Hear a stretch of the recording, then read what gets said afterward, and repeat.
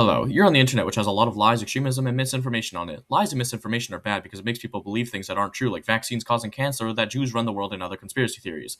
So what if we made a way for the government to regulate media so that the spread of misinformation is slower, right? Wrong. I'm here to explain to you why the government intervention in the media to counter misinformation through censorship is actually a bad thing and how it would make things so much worse.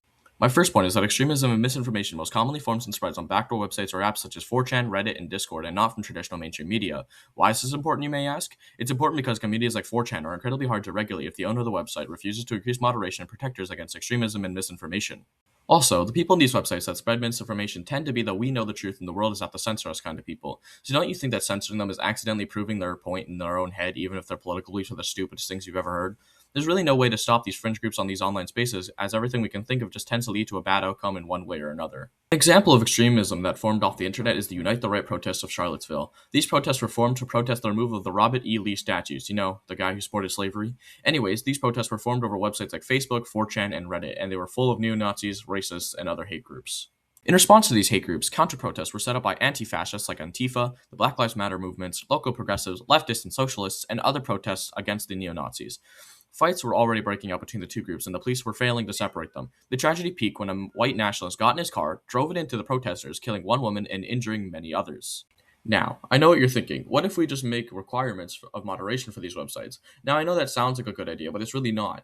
As I said, it would only further reinforce the idea that the world is out to silence them in their own head, making them even more extreme, turning violent protests into terrorist attacks. Another reason I'm against governments attempting to regulate misinformation from information is because what happens if your government is bad or has malicious intent? Let's say a government got in power because their writing was based on conspiracy theories and vague promises. It blamed things like ethnic minorities for the country's job crisis, inflation, and other problems. The government distracts people from legitimate problems using false narratives around certain people groups, calling them things like pedophiles or perverts, so defending them is basically a death trap, as you yourself would also be called these things, and the president or leader claims anything he doesn't like to be a result of radical leftists or terrorists. Wouldn't that be crazy? The government could use these anti-misinformation laws and stress them to encapsulate things like research into certain topics or straight up things the president doesn't like. Ironically, in the name of countering extremism, this makes freeing yourself and others from this kind of scenario almost impossible as it becomes harder for the legitimate truth to come out. As the Nazi propagandist Joseph Goebbels himself said, the truth is the greatest enemy of the state, and in no way is the truth dangerous to us, but it's dangerous to a government with ill intent, and these misinformation laws could totally be used to suppress the truth.